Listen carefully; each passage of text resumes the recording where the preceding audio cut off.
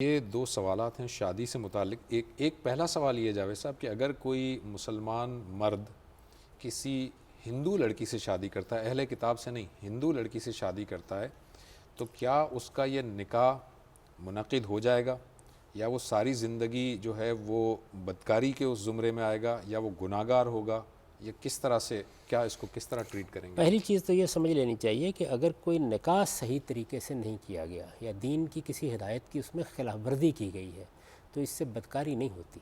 وہ اپنی جگہ ایک غلط کام ہوتا ہے، جرم ہوتا ہے، لیکن اس سے بدکاری نہیں ہو جائے گی۔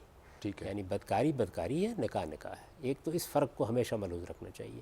اب رہا نکاح، تو نکاح کے بارے میں یہ سمجھنا چاہیے کہ یہ در حقیقت ایک مرد و عورت کا کسی تسکین کے لیے اکٹھا ہونا نہیں ہے، یا کسی جبلی تقاضے کو پورا کرنے کے لیے محض اکٹھا ہونا نہیں ہے۔ صحیح ہے، یہ در حقیقت ایک معاشرت کو وجود میں لانے کا عمل ہے، ایک خدائی ادارے کو وجود میں لانے کا عمل ہے، خدا کی ایک اسکیم میں شریک ہونے کا عمل ہے۔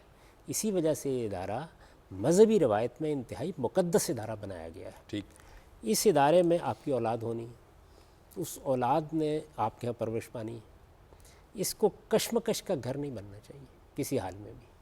چنانچہ اللہ تعالیٰ نے یہ واضح طور پر قرآن میں بیان کر دیا ہے کہ شرک اور توحید ایک نکاح میں اکٹھے نہیں ہو سکتے۔ نہ کسی مسلمان کو کسی مشرک سے شادی کرنی چاہیے، مسلمان عورت کو، نہ کسی مسلمان مرد کو، دونوں کے لیے اس کو ممنوع قرار دیا گیا ہے۔ تو اس وجہ سے جب آپ شادی کرتے ہیں تو یہ ذہن میں رکھیں کہ جو اس کی بنیاد ہے وہ اصل میں مذہبی اختلاف نہیں ہے، وہ شرک اور توحید کا مسئلہ ہے۔ یعنی شادی معاہدین کے مابین ہی ہو سکتی ہے، یہ شرک کے ساتھ نہیں ہو سکتی۔ ٹھیک ہے۔ دوسرا سوال بھی شادی سے متعلق ہی ہے، وہ یہ ان کا سوال ہے کہ جس طرح سے مسلمان مردوں کو اہل کتاب عورتوں سے شادی کی اجازت دی گئی ہے، اسی طرح یہ وائس ورثہ کیوں نہیں ہے؟ یعنی کہ ایک مسلمان عورت اہل کتاب مردوں سے شادی کیوں نہیں کر سکتی؟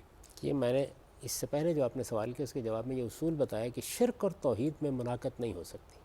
ٹھیک ہے، قرآن مجید نے یہ بتا دیا ہے بہت اچھی طرح، اور میں یہ عرض کروں کہ اس کو میں مذہبی مسئلہ نہ سمجھیے۔ اصل میں شرک اور توحید کا معاملہ ہی دین کی اصل بنیاد ہے۔ بالکل ٹھیک ہے، اگر کسی آدمی میں شرک اور توحید کے فرق کا استحضار نہیں ہے تو پھر اس کو مسلمان کہلانے کا بھی کوئی حق نہیں۔ یعنی وہ اپنے خدا کی بارگاہ میں دوسروں کو شریک مان کر قسموں سے حاضر ہوگا۔ تو شرک اور توحید، اسی وجہ سے قرآن مجید یہ کہتا ہے کہ اللہ تعالیٰ ہر گناہ کو معاف کر سکتے ہیں اپنے قانون کے مطابق، لیکن وہ شرک کو معاف نہیں کریں گے۔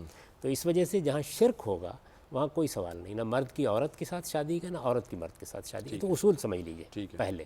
اچھا، اب اہل کتاب کے ہاں بھی شرک پایا جاتا ہے، یعنی شرک اور توحید میں شادی نہیں ہو سکتی۔ اہل کتاب کے ہاں بھی شرک پایا جاتا تھا۔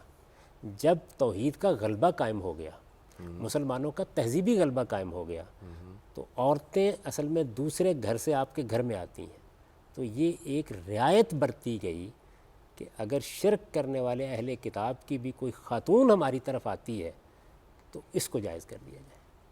تو یہ رعایت ہے، اس کو الٹ کر نہیں دیکھ سکتے آپ۔ میں تو اس زمانے میں اس کو بھی صحیح نہیں سمجھتا، اس زمانے میں۔ اچھا، اس لیے کہ جن حدود میں، جن مقامات پر یہ اجازت دی گئی تھی، اس موقع کے اوپر اسلام کا، اسلامی توحید کا، توحید کے تصورات کا غلبہ دنیا پر قائم ہو گیا تھا۔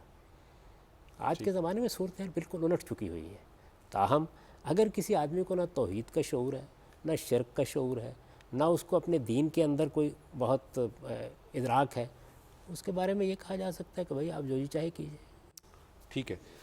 یہ خاتون ہیں جی، انہوں نے انگلینڈ سے کویشچن کیا ہے۔ وہ کہہ رہی ہیں کہ میں ایک شاپ پہ کام کرتی ہوں اور جہاں پر شراب اور سور کا گوشت بیچا جاتا ہے، اور میرے پاس اس کے علاوہ اور کوئی ذریعہ روزگار نہیں ہے، تو مجھے کیا کرنا چاہیے؟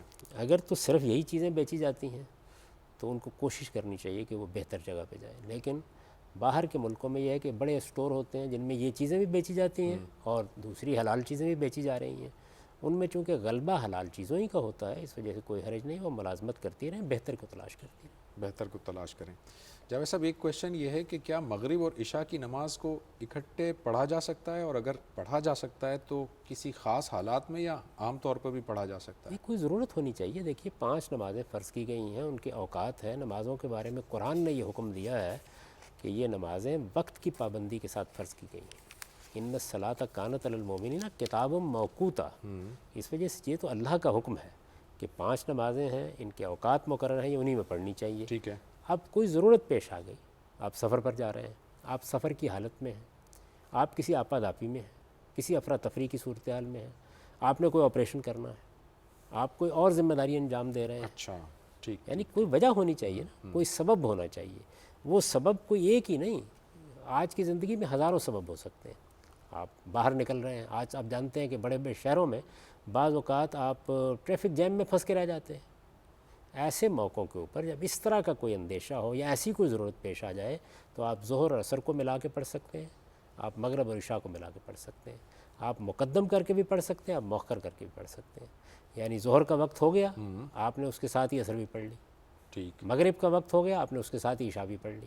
اسی طرح سے مؤخر کر کے کا مطلب یہ ہے کہ مغرب کا وقت ہوا نہیں پڑھ سکے، عشاء کا وقت قریب آ گیا تو آپ مغرب اور عشاء کو ملا کے پڑھ لیجیے۔ تو یہ جمع بین الصلاتین اس کو کہتے ہیں، یہ کسی ضرورت کے تحت کرنا چاہیے۔